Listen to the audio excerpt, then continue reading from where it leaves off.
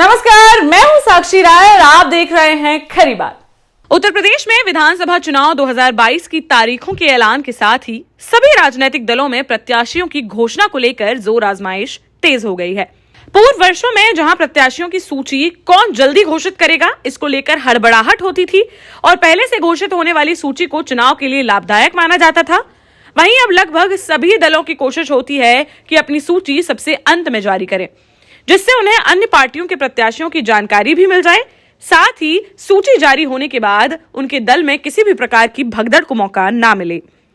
वर्तमान चुनाव की बात करें तो यहां सबसे पहले बहुजन समाज पार्टी ने अपने ज्यादातर प्रत्याशी घोषित कर दिए हैं। अब कुछ ही दिनों में समाजवादी पार्टी के प्रत्याशियों की सूची जारी होने की उम्मीद है, जबकि उत्तर प्रदेश की सत्ताधारी पार्टी भारतीय जनता पार्टी की सूची नामांकन के अंतिम दिन से ठीक पहले यानी कि लगभग 24-25 जनवरी तक जारी होने की संभावना व्यक्त की जा रही है।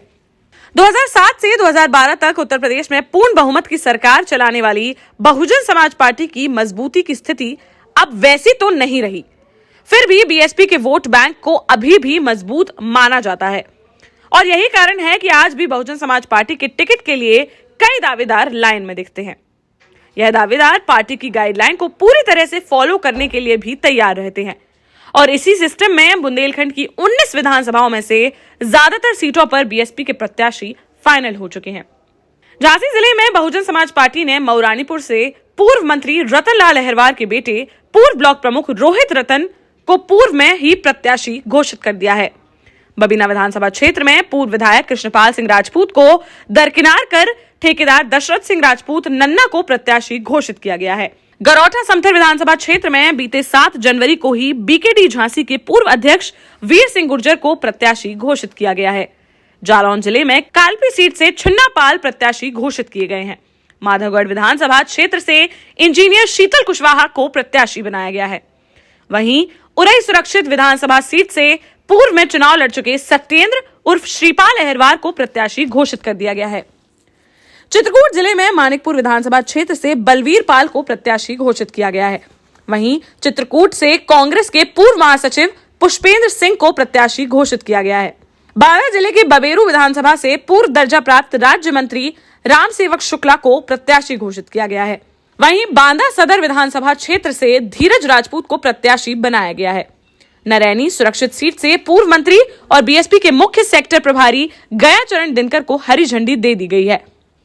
तिंदवारी विधानसभा सीट पर ठाकुर समाज के जिला पंचायत सदस्य जयराम सिंह का नाम लगभग फाइनल हो चुका है।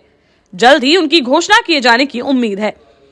महोबा जिले में महोबा सदर सीट से नगर पंचायत कबरई के अध्यक्ष मूलचंद कुशवाहा के साथ ही फिलहाल भाजपा के एक ब्राह्मण नेता के नाम पर विचार चल रहा है। चरखारी विधानसभा सीट से पार्टी किसी राजपूत प्रत्याशी पर दांव लगाना चाहती है। वहां पूर्व मंत्री धूराम चौधरी, महेंद्र किसान, विनोद राजपूत टिकट की लाइन में है, लेकिन कार्यकर्ता किसी स्थानीय प्रत्याशी को टिकट दिलाना चाहते हैं। ऐसे में पार्टी किसी स्थानीय प्रत्याशी के नाम पर विचार कर रही है। ललितपुर जिले में ललितपुर विधानसभा क्षेत्र से जिला पंचायत सदस्य लीलाधर दुबे, कुल्लू, कैलाश कुशवाहा, संतोष कुशवाहा के साथ ही बुंदेला परिवार का भी नाम चल रहा है। उधर मेहरौनी सुरक्षित सीट से पूर्व नगर पालिका अध्यक्ष रमेश खटीक की पत्नी बीएसपी के टिकट की लाइन में है। रमेश खटीक वर्तमान में भूमि संबंधी एक मामले में जेल में है और वहां के बीजेपी विधायक और राज्य मंत्री मन्नू कोरी से उनका 36 का आंकड़ा चल रहा है। ऐसे में बीएसपी जेल में निरुद्ध रमेश खटीक की पत्नी को चुनाव लड़ाकर सहानुभूति लहर का लाभ उठाने की फिराक में है। हमीरपुर जिले की हमीरपुर विधानसभा सीट से पूर्व सांसद अशोक सिंह चंदेल के परिवार से या फिर पूर्व मंत्री बादशाह सिंह बसपा प्रत्याशी के रूप में चुनाव मैदान में आ सकते हैं। निषाद समाज की संख्या देखते हुए रामफूल निषाद का भी नाम बसपा प्रत्याशी के लिए चल रहा है। इन्हीं में से किसी को पार्टी उम्मीदवार बना सकती है। राठ विधानसभा सीट से प्रशांत भूषण अहिरवार और चंद्रवती अहिरवार बहुजन समाज पार्टी से टिकट की लाइन में है। इन्हीं में से इसी सप्ताह किसी के टिकट पर निर्णय हो सकता है। बहुजन समाज पार्टी अगले एक सप्ताह में लगभग सभी सीटों पर अपने प्रत्याशियों की घोषणा कर सकती है। यह भी बताना जरूरी है कि पार्टी जिताऊ आधार पर या अन्य किसी आधार पर नामांकन के दिन तक कोई भी पूर्व घोषित टिकट बदल दे तो कोई आश्चर्य की बात नहीं होगी, क्योंकि बहुजन समाज पार्टी में पूर्व में भी इस प्रकार के निर्णय हुए हैं, जब नामांकन के एन पूर्व प्रत्याशी बदले गए हैं, भले ही वह महीनों से तैयारी कर रहे हो या पूर्व प्रत्याशी घोषित कर दिए गए हों।